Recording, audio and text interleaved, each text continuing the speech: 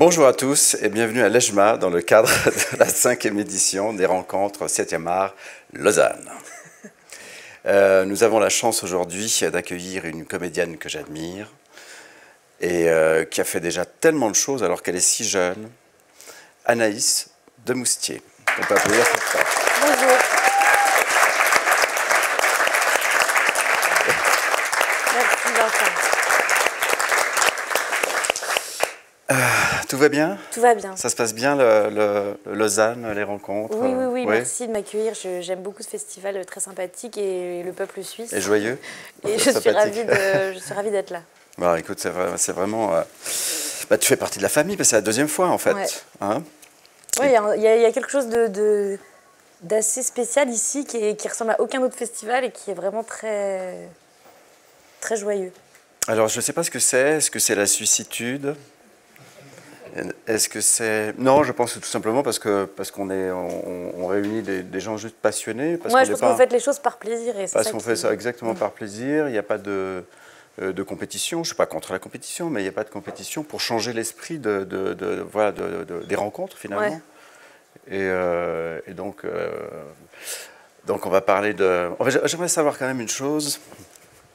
C'est... Le tout premier, là, le petit moment, tu sais, dans ton existence, où tout d'un coup, tout change. En fait, où tout d'un coup, il y a la nécessité. Je sais comment c'est arrivé, le fait de vouloir être actrice. C'était d'abord actrice ou... En fait, ça a commencé, je pense, quand j'étais à l'école et que j'ai joué une pièce de théâtre. James et la grosse pêche, enfin une sorte de pêche, là, tu vois. Oui, très bien. Ouais. Et on devait faire ce truc à l'école. Et je me souviens qu'il fallait monter sur les tables pour jouer. Et c'est un peu ridicule, mais je pense qu'en fait, pour l'enfant très sage et très bien élevé que j'étais, monter sur les tables représentait une énorme transgression. Et ça m'a beaucoup excitée. Et je me suis dit, c'est génial, on monte sur les tables. Et là, j'ai dit à mes parents, je veux faire des cours de théâtre, j'ai envie de faire d'autres pièces. Donc en fait, c'est la découverte de la transgression qui j'ai déclenché quelque chose. J'ai compris ça après, je me suis dit, je pense que ça a à voir avec une espèce de prise de risque, un truc qui fait peur en même temps. Ouais. On se détend sur la table, hein, mais sur le côté se montrer, ça a toujours été pour moi associé quand j'étais plus jeune à de la peur, en fait, à quelque chose où j'ai l'impression qu'il faut se dépasser pour pouvoir jouer. Et après, en fait, j'ai pris des cours de théâtre. Et puis un jour, un directeur de casting est venu dans le cours de théâtre que je faisais, c'était à côté de Lille, parce que je suis née là-bas. Et puis, il y avait un film qui se tournait avec Michel Serrault, à côté de chez moi, à Roubaix, et il cherchait des enfants pour des tout petits rôles. Donc ils allaient dans les cours, des cours de théâtre environnants. Et j'ai été prise pour faire ça, donc j'ai joué une scène dans un film avec Michel Serrault, c'était une toute petite scène, voilà. Et avec lui-même? Ouais, avec lui et un autre enfant. C'était une histoire hyper triste d'un enfant cancéreux qui était genre... qui se liait d'amitié avec Michel Serrault à l'hôpital. Et moi, je venais apporter un cadeau à mon ami cancéreux. Hyper glauque. Il était déjà sourd? Non. Parce qu'à la fin... non, il n'était pas sourd. Non, je me sens qu'il était vraiment très, très gentil. Obligé de hurler. J'ai joué une fois avec... Enfin, j'ai fait un film avec lui où on était obligé de parler très fort. Ouais. Non, là, ça allait. Mais en même temps, je ne m'adressais pas à lui directement. Et en fait, là, le chef opérateur du film a dit à mes parents, c'est fou, elle a vraiment pas du tout peur de la caméra, elle a l'air d'aimer ça, vous devriez vous faire passer d'autres castings. Et ce que mes parents ont fait, donc tout à coup, j'étais inscrite dans une agence et je passais parfois des castings pour des films, des pubs. Alors là, j'ai découvert vraiment... à Lille? À Paris. Non, on prenait le train, genre, je sais pas, une fois par mois, parfois pour passer des petits castings. Et là, j'ai découvert un peu un monde avec d'autres enfants qui étaient eux à fond, qui voulaient à tout prix faire des trucs et tout. Moi, je prenais ça un peu à la légère. Jusqu'au jour où j'ai fait un casting pour Haneke, un film de Michael Haneke qui s'appelait Le Temps du loup. Ouais. Et où là, ça c'est vraiment... c'est devenu sérieux, quoi. Parce que là, c'était 5 tours de casting. C'était pour jouer la fille d'Isabelle Huppert dans un film... un grand film avec Patrice Chéreau. Patrice Chéreau.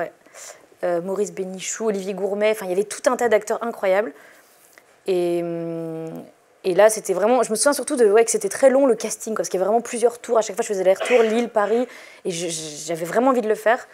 Et jusqu'au dernier tour où j'ai fait où j'ai eu peur de Michael Haneke, où j'ai fait une sorte de sabotage. J'ai essayé de ne pas la voir, en fait, en jouant soudainement très, très mal.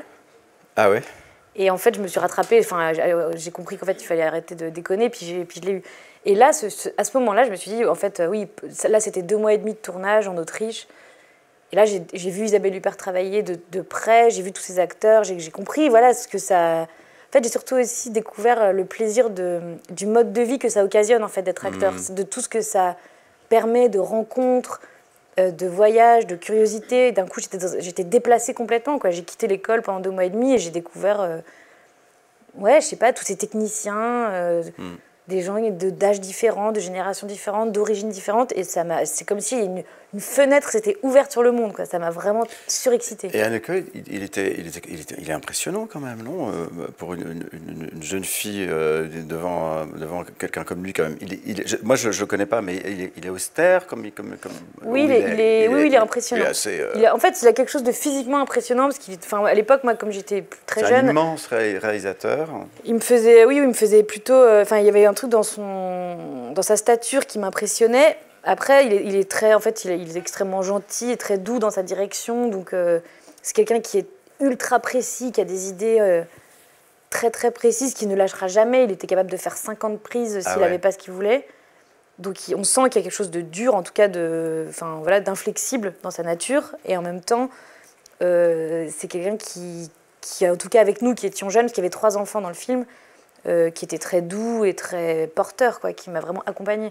Moi, je sentais qu'il était vraiment... il y avait beaucoup d'amour, quoi. Il était très gentil avec moi. Je me sentais bien regardée, bien aimée, tout ça. Mais en même temps, je pense que ça m'a transmis quand même une certaine exigence. Bah oui, quand tu commences comme ça, avec un immense réalisateur qui a d'ailleurs gagné la Palme d'Or avec Ruban Blanc. Ouais. Et puis qui a fait Amour aussi, ce film. Bon, il en a fait plein, Caché, enfin tous ces films incroyables qu'il a réalisés. Funny Games, qui est un de mes films. Enfin, il fait partie des films que j'aimerais revoir régulièrement parce que je trouve ça dingue. Les deux d'ailleurs. Ce qui était fou, c'est que moi, tous ces films, je les ai vus après avoir travaillé avec lui, parce qu'à l'époque, j'étais beaucoup trop jeune pour voir ces films qui ne sont pas des films qui sont visibles pour des enfants ou des jeunes adolescents. Donc, j'avais pas conscience de la chance que c'était de travailler avec lui en premier. Enfin, franchement, c'était une sorte de grand luxe. Tu peux pas t'en rendre compte. Et je me rendais pas compte. Et après, j'ai vu Funny Games, après, j'ai vu ces films. Je me suis dit, mais quelle chance j'ai eu d'être tout de suite... Enfin, les premières fois, je veux dire, on en parle beaucoup sexuellement, mais en fait, toutes les premières fois sont importantes. Et de commencer ce métier avec ce mec-là, ce regard-là, ces partenaires-là, c'était quand même une sorte de cadeau immense, quoi. Et après, c'est sûr que je pense que ça a déterminé mon regard et mon goût. Exactement. Goût, c'est ça. Après, je faisais vraiment des choix, en fait. Très vite, j'ai vraiment fait des choix en me disant... Et en fait, tout s'indexait sur cette première lecture et ce premier tournage. Donc, la barre était haute. Mais dis-moi, c'est drôle parce qu'il y a Chéreau. Qui était dans le film. Qui était dans le film. Tu l'as connu un petit peu, Patrice? Oui, je l'ai connu. De toute façon, Hanneke avait décidé que tous les acteurs étaient bloqués en Autriche pendant 2 mois et demi. Il interdisait à tous les acteurs de rentrer à Paris. Et on devait... En fait, c'est un film que personne n'a vu. Enfin, il y a peu de gens l'ont vu, parce qu'il est... Je ne sais pas pourquoi il est un peu passé à la trappe. Un peu à cause de Patrice Chéreau, parce que le film était hors compétition, parce que Patrice Chéreau était dans le jury à Cannes cette année-là. Donc le film était d'office hors compétition. Non, il était président, non? Oui. Mais comme il jouait dans le film ne pouvait pas être en compétition. Ouais. Donc le film a été moins exposé qu'un film en compétition. Bon. Et puis la projection s'est très mal passée. C'est-à-dire qu'il y a vraiment des gens qui détestaient le film et d'autres qui l'adoraient. Donc c'était une projection très houleuse, avec des gens qui sifflaient, d'autres qui applaudissaient. Enfin, c'était une sorte de moment dingue. Et attends, j'ai fait une digression, donc je ne sais plus pourquoi je parlais de ça.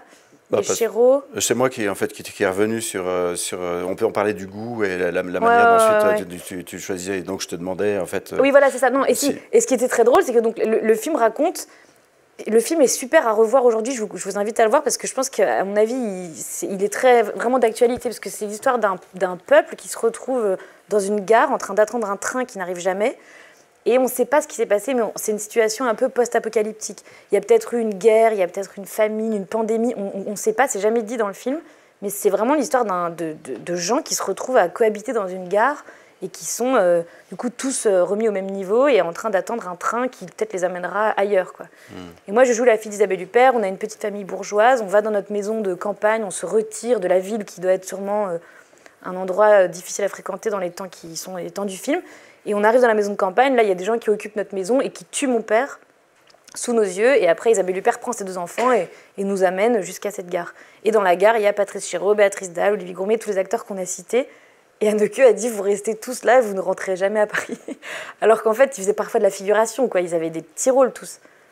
Et la seule qui a réussi à s'échapper, c'est Béatrice Dalle, parce que elle a trouvé la solution. Je sais pas, elle s'est fait pote avec un régisseur qui l'amenait à l'aéroport en cachette, et elle n'arrête pas de se barrer à Paris. Elle était très drôle.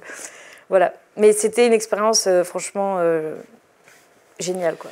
Et donc, le temps du loup à voir. Le temps du loup, ouais, à voir, carrément. Et donc, du coup...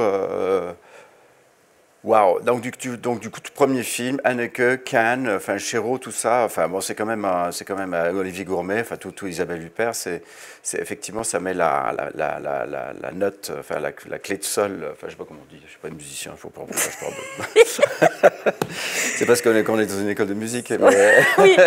J'essaie de faire mon Julien Feltin, qui est le directeur qui est là-bas et qui vient de recevoir Calogero. Et donc voilà, comment on fait après? Donc tout ça fait quand même rêver, c'est quand même extraordinaire d'aller à Cannes, enfin, c'est le rêve de tout le monde de vivre ça.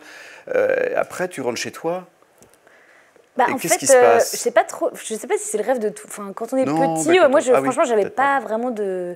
Enfin, j'étais contente d'aller à Cannes, mais en fait, on voit les choses différemment quand on est jeune. On a une espèce de candeur qui permet de voir les choses, je trouve, un peu plus. Avec un bon recul. J'avais 13 ans, et par exemple, Cannes, je me rappelle surtout d'un espèce d'endroit hystérique où tout le monde hurle. Enfin, je me disais pas que c'était si incroyable, quoi. Je me rappelle des photographes sur le tapis là qui disaient Isabelle et qui hurlaient. Et je me disais, ça c'est quand même un peu agressif et tout. Et je me souviens d'être un peu hypnotisée par toute cette agitation. Et en même temps, j'avais conscience que la projection, qui était comme ça très controversée et tout, c'était un moment fort. Enfin, c'était très fort.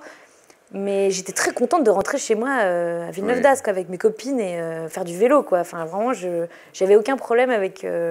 Et même, je pense que dans ma nature, il y avait un truc qui voulait pas trop se faire remarquer, donc j'étais contente qu'on n'en parle pas trop. Enfin, j'étais un peu intimidée avec ce métier au début. Et donc, qu'est-ce qui se passe dans ta tête? Tu te dis quoi? Comment est-ce que tu dis par rapport au métier, ton coup, parce que quand même, t'as 13 ans? Ouais.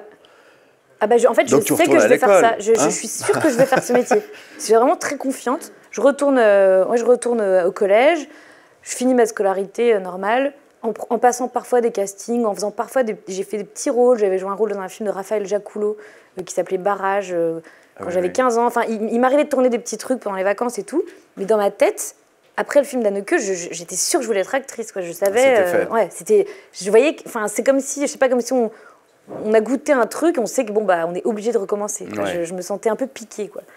Et en même temps, maintenant, je me dis, j'étais quand même assez tranquille, quoi, parce que j'avais pas trop de doutes. Je me disais, je vais aller à Paris quand j'aurai 18 ans, puis ça va continuer.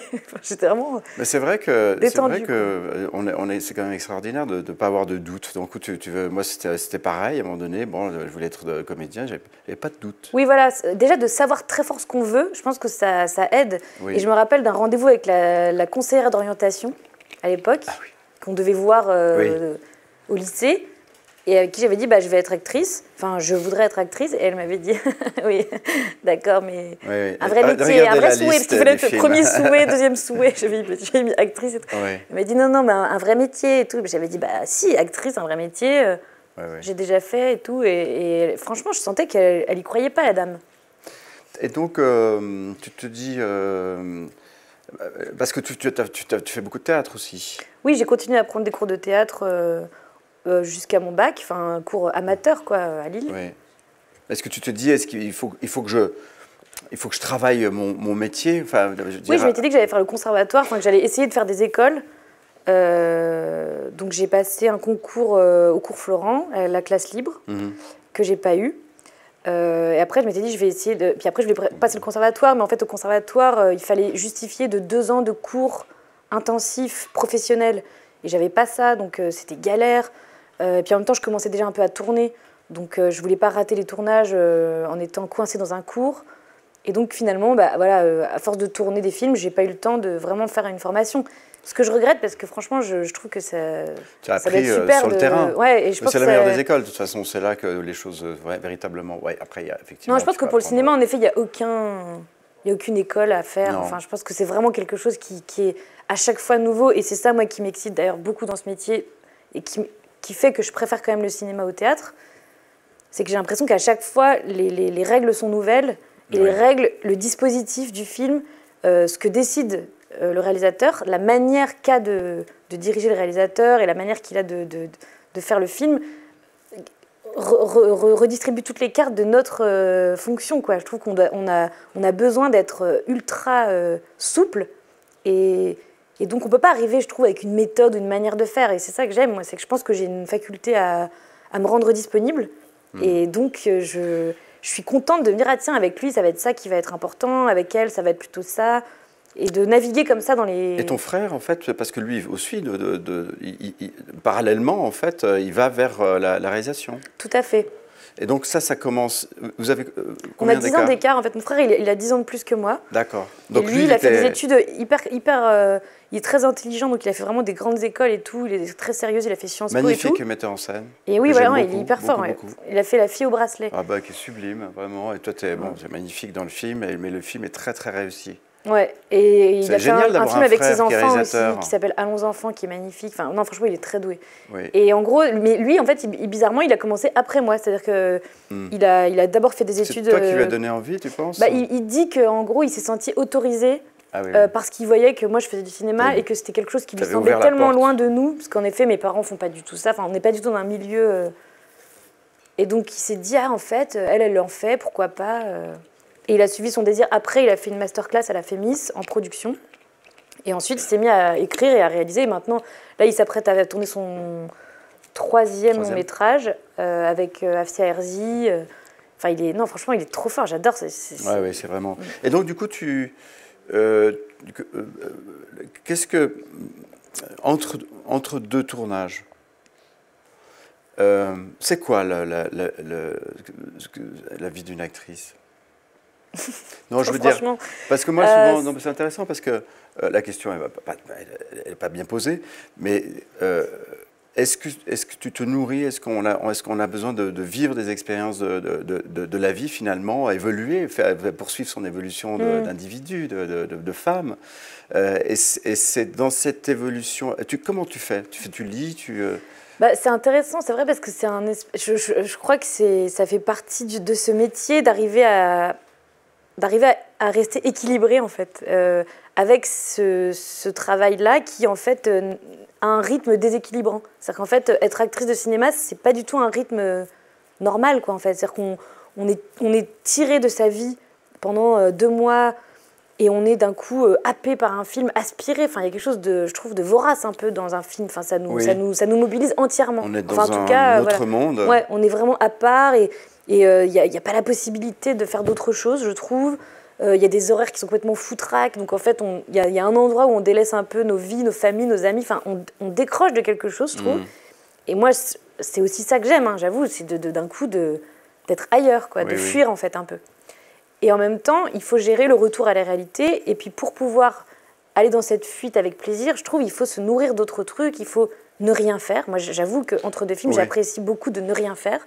Tarkovsky disait que quand on nous demandait un conseil pour les jeunes, il disait que c'était important de s'ennuyer. Parce que c'est dans l'ennui, en fait, que son imaginaire se développe. Ouais, c'est sûr. D'ailleurs, on en parlait hier, parce qu'apparemment, Orelsan, la série sur lui, raconte ça, qu'en fait, tout est venu de son ennui dans sa ville de province. Oui, absolument. Où, en fait, il végétait, et puis d'un coup, quelque chose vient. Avec ses potes. C'est vrai. Et je pense que, en tout cas, je sais que pour moi, ça se passe comme ça, c'est qu'entre 2 films, il y a toujours la pensée du prochain, et la préparation commence... même quand on n'est pas en tournage, avant, je pense déjà énormément au film et je me nourris quasiment inconsciemment de choses qui vont m'accompagner pour aller vers le film. Et ça dépend des fois. Après, en ce moment, par exemple, ça fait 1 an que je suis un peu obsédée par les musées, donc je passe beaucoup de temps dans les musées. Je vais beaucoup plus au musée qu'au cinéma. Je devrais pas dire ça. Pour mais... voir quoi? Pour voir des Allez au cinéma, vous, mais moi je vais au musée. Mais...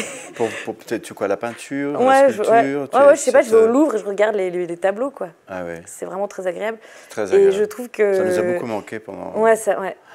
Et puis parfois je vais dans d'autres pays. Enfin là j'étais à Vienne, et à Vienne les musées sont incroyables. Klimt, mais c'est incroyable. Incroyable. Et je trouve que, enfin je sais pas, en ce moment je sais que ce sont des images qui m'aident à me projeter. Et puis je trouve que je vais jouer la vie de la femme de Pierre Bonnard bientôt, donc peut-être aussi ça détermine. Bonnard, j'adore. Trop beau, ouais. Donc voilà, on se nourrit de choses qui nous accompagnent pour jouer, et puis on retrouve nos amis et la vie normale et nos familles et tout ça, quoi. Enfin, il n'y a rien de très passionnant dans ma vie. Hein. Non, ouais, c'est ça, tu vis, tu te nourris, et donc voilà, paf. Paf. Tout d'un coup, il y a un scénario. Qu'est-ce qui se passe? Tu sais comment ça se passe? Tu reçois un scénario, bon, j'imagine que tu le lis ou tu le lis pas, tu le lis tout de suite, tu t'attends le moment, t'attends le bon moment pour le lire. Moi, je le lis vite quand même, enfin, j'essaye de le lire vite. Et puis j'essaie de lire d'une traite, parce que je trouve que c'est comme les films, c'est un peu dur de couper. Oui. Et puis, non, voilà, je choisis un scénario, je choisis un film en fonction du scénario, mais pas seulement, enfin, en fonction de la personne qui va faire le film, de mes partenaires. Et puis parfois, il y a une phrase de dialogue où on se dit « Ah tiens, en fait, c'est moi qui dois faire ce film ». Parfois, le scénario est génial, mais je sens que le rôle, c'est pas moi qui dois le faire. Et ça ne veut pas dire que le scénario est mal écrit, mais je sens que c'est vraiment très intuitif, très instinctif. Il n'y a aucune règle dans mes choix. Pour le coup, c'est un endroit de liberté que j'ai toujours gardé. Je ne me sens pas obligée de justifier... Enfin, j'ai pas besoin qu'on comprenne, mais moi, je sais toujours si c'est oui ou si c'est non. Vraiment, ça s'impose, c'est une évidence. À la première lecture? Ou des fois, tu dois réfléchir, relire, j'imagine, tout de suite. Hein. C'est vrai que c'est assez fou. Il y a un déclic qui se passe. Il faut quand même être très honnête avec soi-même. Ouais. Oui, et puis ne pas choisir un film pour des mauvaises raisons. Ça m'est déjà arrivé, par exemple, de dire « Ah oui, je vais faire ce film parce qu'il y a telle actrice qui est très connue, qui est incroyable, j'ai envie de jouer avec elle, et c'est un peu prestigieux de jouer avec cette personne, donc je le fais. » Aujourd'hui, je ne ferai plus cette erreur-là. Parce que je sais qu'en fait, ce rôle-là, par exemple, j'aurais pas dû le faire. Enfin, ça m'est arrivé de me tromper comme ça. Et en fait, je sais pas, faut qu'il y ait une sorte de... Que plusieurs choses soient réunies. Et souvent c'est très clair, quoi. C'est très simple. Après, moi, j'ai beaucoup retravaillé avec des gens aussi. Ça m'est arrivé de retravailler, par exemple, avec Quentin Dupieux. Tes réalisateurs, en fait. Et ça c'est très agréable aussi. Ça veut dire que c'est des vraies rencontres et qu'ils ont envie de faire un bout de chemin avec toi. C'est merveilleux. Oui, c'est merveilleux parce qu'en plus, les gens avec qui on retravaille, souvent, ils ont plus d'imagination que les gens qui nous découvrent. Moi, j'ai toujours eu très peur dans ce milieu de refaire toujours le même rôle ou que les gens me cantonnent à une image. J'ai vu des acteurs ou des actrices qui, j'ai l'impression, ont fait tout le temps le même truc, quoi. Et je me dis, mais ça doit être horrible. Donc, je sais que mon plaisir, il vient de varier les plaisirs. Et les réalisateurs qui me réappellent, souvent, ils sentent qu'il faut proposer un truc nouveau pour que ça soit marrant. Dans d'autres... Donc, Robert Guédiguian, Dupieux, à chaque fois, c'est des surprises et ils me font me déplacer aussi, quoi. Donc, c'est super. Et donc, tu lis le scénario et après, comment si c'est pas trop indiscret, comment est-ce que tu te prépares un rôle? Je me prépare différemment à chaque fois. Il m'est arrivé de travailler avec un coach, genre quelqu'un qui travaille en amont le film avec moi. Du personnage. Ouais, et là vraiment c'est du travail de décortiquage de scénario. C'est pas du tout, on répète pas les scènes, mais comme si on entrait dans l'inconscient du script et on trouve souvent plein de choses assez passionnantes en fait. Vraiment c'est assez génial de faire ça. Mais je l'ai pas fait du tout sur tous les films. C'est quand je sens que j'en ai besoin, que j'ai besoin d'un appui, quand je sens que ça va tourner très vite et qu'il faut que j'arrive déjà bien prête. Et puis parfois, le film demande une recherche, demande de m'immerger dans un milieu. Là, j'ai joué dans un film de Cédric Jiménez, je jouais une enquêtrice de la sous-direction antiterroriste. Je suis allée à Créteil, dans un service d'enquête de police, pour voir comment travaillent les gens là-bas. Quand j'ai fait le procureur de la République avec mon frère, je suis allée au tribunal regarder des avocates. En fait, j'ai toujours besoin de vérifier. Très crédible dans le rôle. Ouais, mais le procureur, j'avais peur parce qu'en fait, je me trouvais trop jeune. En fait. Oui. Je disais à mon frère, mais normalement, ça marche pas, quoi. Je suis trop jeune. Il m'a dit, mais non, pas du tout, va voir. Et j'ai toujours besoin d'aller vérifier. Donc là, j'ai été vérifiée. En effet, les filles, elles avaient mon âge, donc ça marchait. Au service d'enquête, pareil, ils m'ont dit ouais, on pourrait tout à fait vous engager et tout. Apparemment, je serais une excellente enquêtrice, obsédée par les détails et tout. Donc voilà. Et après, parfois, je me laisse complètement... Là, j'ai fait un film aussi récemment, dans lequel il y avait beaucoup de danse. C'était un film qui se passait intégralement en boîte de nuit, qui n'est pas encore sorti. Et donc là, le travail de préparation, ça n'a été que faire de la danse. J'ai pas du tout répété les scènes et tout. J'ai très peu appris le texte en amont. J'ai beaucoup dansé. Je sentais que c'était par le corps que ça allait passer. Quoi. Ouais. De nuit, la musique... C'était dingue. En temps de Covid, de réussir à faire ce film, voilà, c'était un vrai défi. Je me posais la question, effectivement. Ouais, bah, tout le monde était testé. Quel metteur en scène ? C'est un metteur en scène franco-autrichien qui s'appelle Patrick Chia. Ok. Qui a fait un documentaire magnifique sur Gisèle Vienne qui s'appelle Et Cité de l'amour. D'accord. Et comment s'appelle le film ? Le film s'appelle La Bête dans la jungle. C'est l'adaptation de La Bête dans la jungle. La Bête dans la jungle, d'accord. Henry James. Et donc, tu... Est-ce que les gens vous posent des questions après ? Ah oui, on va poser des questions. Non, j'aimerais bien. Non, mais j'adore tes questions. Elle en a marre, je veux pas des questions. Non, pas du tout. Bon. Non, j'adore tes questions. Non, mais je sais pas, j'aime bien toujours quand les gens, ça m'intéresse. Alors. Non, mais s'ils ont envie, quoi. Est-ce qu'il y a des questions dans la salle ? Non, mais comme ça, ils peuvent y penser au cas où, tu vois. Si le monsieur là a une question. T'as raison. Je vois pas leur passer. Je ne sais pas quelle est. Vous pouvez juste me raconter votre rencontre avec Robert Guédiguian, vu que vous êtes dans son team de choc, on va dire, maintenant. Vous faites partie des jeunes comédiens qui sont avec lui. Oui, alors Robert Guédiguian, en fait, je l'ai rencontré En fait, c'est marrant parce que j'ai rencontré d'abord... c'est un peu une famille, donc Robert Guédiguian avec Ariane Ascaride, Jean-Pierre Daroussin, toujours les mêmes acteurs. Et en fait, j'ai commencé en rencontrant Ariane Ascaride, en jouant dans un film qui s'appelait L'année suivante, dans lequel je jouais sa fille.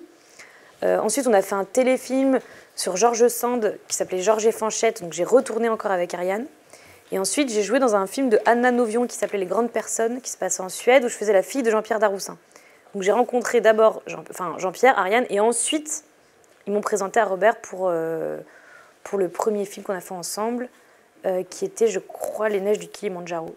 Je crois que c'était ça le premier. Et voilà. Et c'est une famille exceptionnelle. Là, malheureusement, le prochain, je ne peux pas le faire, mais c'est des gens que j'aime énormément et qui... Ouais, cette manière de faire toujours avec les mêmes, c'est vraiment très émouvant. Dans La Villa, d'ailleurs, un film qu'on a fait, je ne sais pas si vous l'avez vu, mais il y a un truc qui est vraiment très émouvant, c'est qu'il y a un plan, il a pris un plan d'un de ses vieux films, avec Gérard Mélan, Ariane Ascaride et Jean-Pierre Daroussin qui sautent dans l'eau, dans la calanque. Et en fait, dans le montage, il juxtapose le temps présent avec Jean-Pierre Daroussin, Ariane Ascaride et Mélan. Et tout à coup, cette espèce de flashback avec les mêmes acteurs dans les mêmes décors. Et franchement, c'est magnifique, quoi. Et je pense qu'il n'y a que lui qui peut faire ça, parce qu'il suffit qu'il aille dans ses rushs et qu'il retrouve des images. Et c'est ça qui peut-être me manque dans le côté école, tu vois, dont on parlait tout à l'heure, d'avoir fait le conservatoire ou... Enfin voilà, d'avoir une espèce de groupe de gens avec qui on grandit, je trouve ça très beau, comme Valéria et tout ça. Enfin, parce que vous avez, il y a quelque chose de...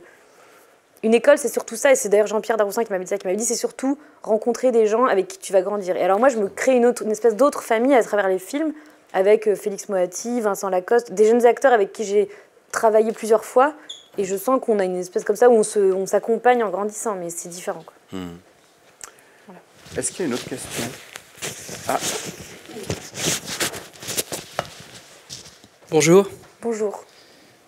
Vous avez fait un peu de théâtre.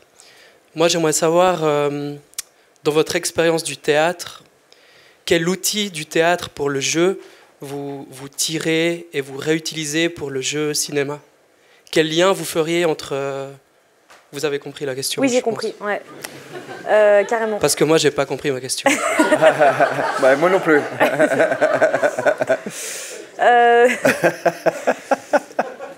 Je sais. En fait, non, mais en fait, le théâtre, j'en ai fait beaucoup comme ça dans des cours quand j'étais petite, comme je vous disais, donc un peu de façon amateur, et donc je le faisais de façon assez insouciante, sans trop penser technique et tout ça, mais peut-être que quand même, c'est le travail du corps, en fait. C'est que quand on fait du théâtre, on ne peut pas faire l'économie de son corps.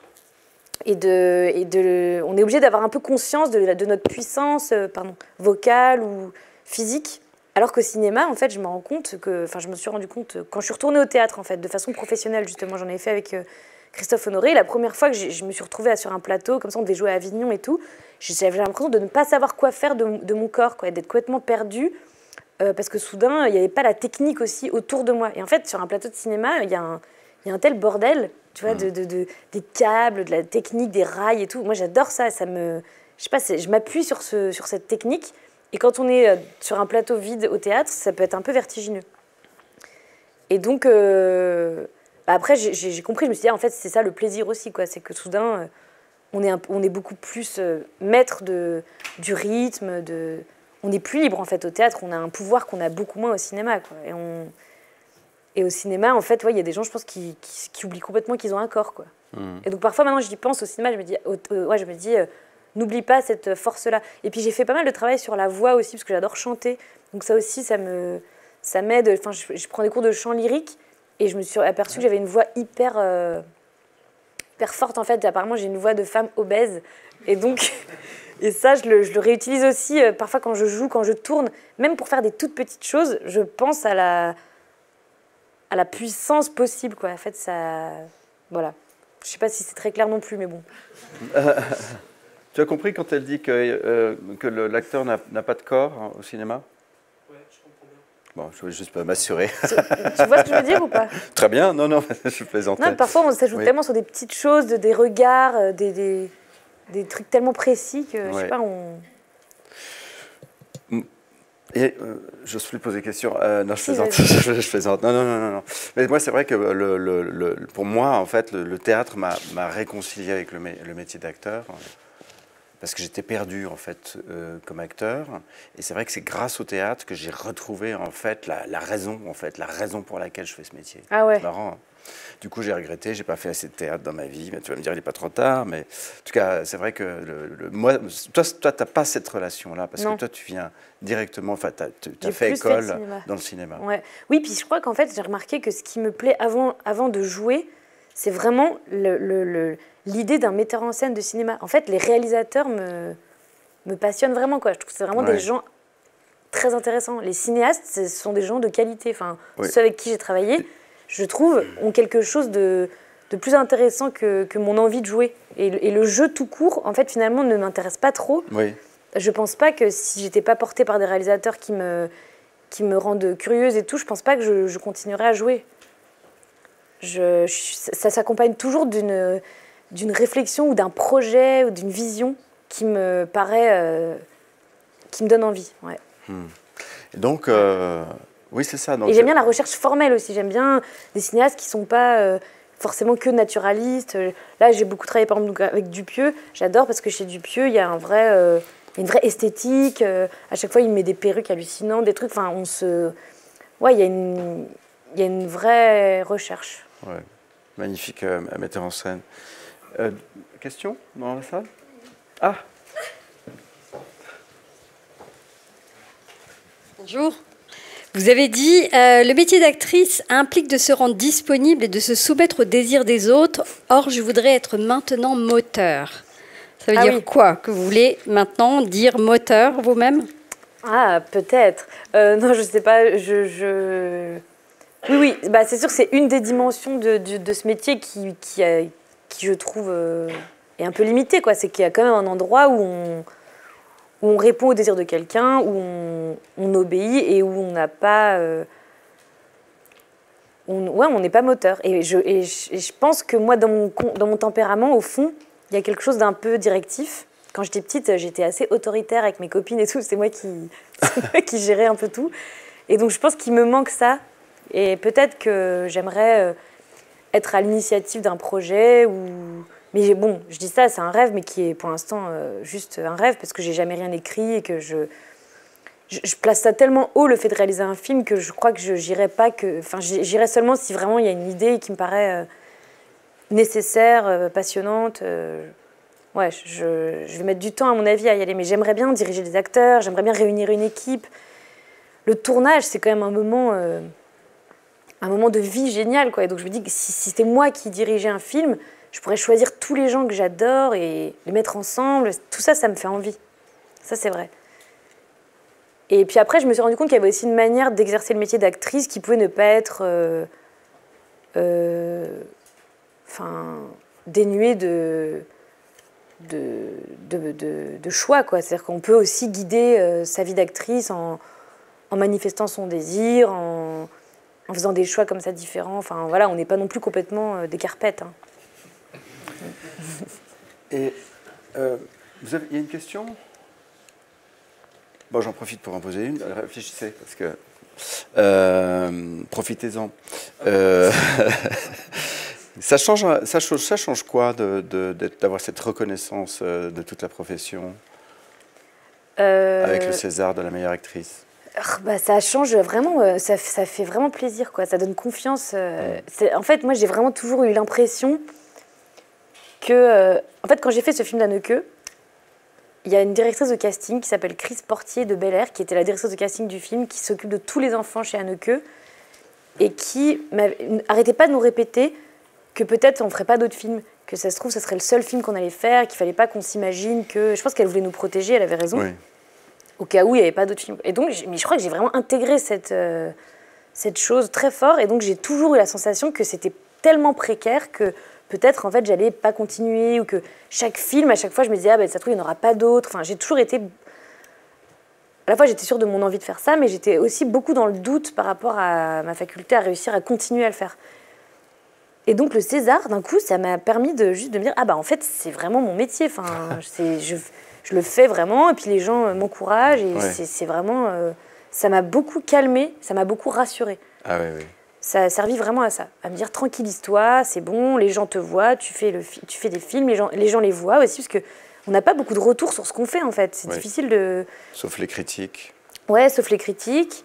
Et puis, c'est vrai que le film pour lequel j'ai eu le César, c'est un film que j'aime énormément, qui s'appelle Alice et le maire, et j'étais particulièrement touchée parce que c'est un rôle qui est l'inverse d'un rôle à César. C'est un rôle très en dessous, qui n'est pas du tout une performance... qui repose sur des toutes petites choses très subtiles, et donc j'aurais jamais imaginé que les gens allaient se dire ce qu'elle fait finalement c'est pas si simple, et on va l'encourager, quoi. C'est avec Lucchini. C'est avec Lucchini, ouais. Et en fait ça m'a aussi vachement fait plaisir par rapport au film, et me dire en fait les gens ont vu le travail, quoi. Ça l'a énervé, Lucchini? Non, je crois pas. Enfin, en tout cas, il me l'a pas dit. Non, je crois qu'il était déçu. On était tous déçus que le film soit pas au César du tout, et que lui n'y soit pas, parce que c'est vrai qu'il était génial dans le film, mais c'était vraiment étrange. Et pour moi, c'était un film quand même assez important, et puis il n'était pas du tout représenté autrement que par moi au César, donc et il avait très bien marché, donc c'était bizarre. Mais bon, c'est pas grave, de toute façon, le cinéaste continue à faire des films, et ça va aller pour lui, mais j'aime beaucoup Nicolas Pariser. Oui, très beau film, très tenu, une très mise en scène très... Ouais. Il n'y a pas d'hésitation, enfin, tu sens qu'il n'y a pas de bidouillage, enfin, c'est très prémédité, j'ai l'impression. Enfin, c'est vraiment quelque chose il a contrôlé son film, il a tenu magnifiquement son film, il a fait un très beau film. Ouais, et en ça, il se rapproche un peu du travail de mon frère, d'ailleurs. C'est des cinéastes qui sont précis, quoi, qui ont une façon un peu clinique de tourner, et je sais que moi, ça me plaît en tant que spectatrice, les films comme ça, très tenus. Enfin, je veux dire, j'aime le cinéma qui est dans la vie, dans l'énergie, avec mais j'aime aussi ça, quoi. J'aime aussi quand c'est un peu au cordeau. Ah. Oui, je voulais vous demander comment vous faisiez, puisque ces dernières années, vous avez fait un nombre inconsidérable de films avec Pariser, Guédiguian. Enfin, comment vous passez d'un univers à l'autre. Vous l'avez un peu expliqué au début, mais c'est vrai que c'est assez impressionnant parce que les films sont très différents, les personnages sont très différents, et le passage d'un film à l'autre, comment ça se passe pour vous? En fait, c'est vrai que déjà, il y a toujours du temps entre les tournages. Parfois, les films sortent, le calendrier des sorties fait qu'on a l'impression qu'on les a enchaînés, mais nous, en fait, on les a pas enchaînés tant que ça. Et puis après, je crois qu'il y a quelque chose de très physique, en fait, dans le fait de jouer. Et donc, j'ai l'impression qu'à chaque fois, je me jette dans l'énergie d'un rôle. Et c'est assez immédiat, quoi. Finalement, c'est comme, je sais pas, comme on joue du piano, puis hop, on joue de la guitare. Enfin, on y va, quoi. Et puis, on joue la note. Et Et donc, oui, quand je suis avec Guédiguian, je fais cette fille très en colère et tout ça, c'est concret, je le fais. Et ce que j'adore au cinéma, qui est pour le coup très différent du théâtre, c'est qu'on le fait et après on le fait plus jamais. Donc il y a quelque chose de très agréable à se dire, je joue cette scène et c'est fini. En fait, après, plus jamais on va me demander de la rejouer. Donc il faut en profiter, il faut savourer ce moment. Et puis oui, il y a le plaisir justement de changer de note. C'est très agréable, quoi. Chaque metteur en scène, c'est comme si... Ouais, vraiment, j'aime beaucoup la musique, donc c'est toujours ça qui me vient. Et apparemment dans un lieu musical, mais c'est comme si on pouvait à la fois être musicien dans un album de Calogero, et puis après on est musicien dans un album un truc punk, et puis après, enfin voilà, et on est obligé de s'adapter, quoi. Et c'est trop agréable. Et puis voilà, ce qui me guide toujours, c'est mon envie. Donc après, là, j'ai fait le film de Jiménez. Justement, je faisais une flic et tout, très très naturaliste, très dur, très sombre. Et puis après, pouf, j'ai fait Dupieux, où là, j'étais en combinaison de super-héros, enfin un truc genre n'importe quoi, très, très, très léger, où on a beaucoup ri, avec Gilles Lelouch d'ailleurs, qui est ici, je crois, qui va arriver. Oui, qui devrait arriver. Incessamment avant que le festival se termine. Pour demain, la masterclass de demain à midi à Montbenon. Et ouais, donc voilà, je passe d'un truc à l'autre vraiment avec plaisir. Et c'est ça qui est assez ingrat d'ailleurs, et enfin, c'est là où les acteurs sont quand même...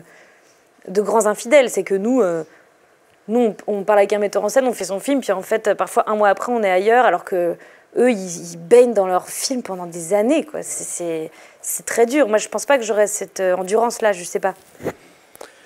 Détermination, combat... endurance. Oui, les métaphores sont aussi un peu sportives. Oui, exactement. Oui. Je crois qu'il y avait une autre question. Oui, il y a une autre question là-bas. Oui, bonjour. Moi, j'ai beaucoup aimé un de vos derniers films où vous jouez la maîtresse d'un monsieur, puis il y a une rupture qui est en train de se faire, puis le monsieur il s'accroche, puis il finit par comprendre qu'il doit laisser... C'est qui ce monsieur? Vous vous souvenez le titre? Malheureusement, je ne me souviens pas du titre du film, mais le monsieur, le monsieur, c'est-à-dire il reste au bas de votre appartement, puis il vient un peu vous espionner. Chère Léa? Ah oui, Chère Léa, ouais. Bref, j'ai beaucoup aimé ce film. Merci. Puis ça m'a pas, enfin, je vivais un truc dans ma vie un peu pareil, puis ça m'a fait comprendre que je devais lâcher. Trop mignon. Ah waouh, ça sert à ça le cinéma aussi. J'adore. Là, il faut lâcher là. Bref, ça résonnait avec ce que je vivais dans ma vie. Donc c'est aussi l'intérêt du cinéma. Et puis, je me suis simplement demandé en quoi la vision du réalisateur qui a fait ce film pourquoi ça vous a intéressé de prendre ce rôle, quoi. Merci. En fait, j'avais déjà fait un film avec lui, il s'appelle Jérôme Bonnel, ce réalisateur, et j'avais fait un film qui s'appelait À 3 on y va. Et c'était un film que j'avais adoré tourner. Donc là, typiquement, je me suis dit, j'ai envie de retravailler avec lui. Il me propose ce rôle qui était un rôle plus petit, donc lui disait peut-être c'est un peu petit, mais quand même, ça me faisait plaisir de retravailler avec lui. Et puis ça me faisait plaisir. En fait, le défi de ce rôle-là, c'était que justement, c'était un rôle assez secondaire, mais où chaque scène était très importante avec un gros enjeu. C'est-à-dire que c'était vraiment l'histoire d'un homme, pour ceux qui n'ont pas vu le film, je raconte un peu, mais c'est Grégory Montel qui écrit pendant tout le film une lettre à son ex, que je joue, et qui est un peu obsédé par son histoire avec cette fille. Et à chaque fois qu'on a des scènes ensemble, elles ont un lourd enjeu dramatique parce qu'on a vécu une histoire passionnelle. Et donc je me disais, à chaque scène, il va falloir faire exister un passé qui n'est pas filmé, qu'on ne voit jamais dans le film, mais leur passé et tout ça. Donc c'était un peu un travail d'imaginer ce qui s'est passé avant et tout, ça m'amusait. Et voilà, c'était ça. Ouais, et puis c'est quelqu'un qui écrit vraiment très bien les dialogues, Jérôme Bonnel, donc c'est toujours assez agréable de... il est très attentif, lui, pour le coup, au jeu des acteurs et tout ça, il est très précis, donc c'est... Et puis il y a un peu de comédie. Dans ces films, c'est toujours aussi un peu léger quand même. Mais d'ailleurs, pour rebondir sur la question d'avant, c'est qu'en fait, je crois que le fait que les rôles soient très différents, c'est aussi que quand même, en fait, nous tous, nous avons en nous, je pense, vraiment des tas de choses, quoi.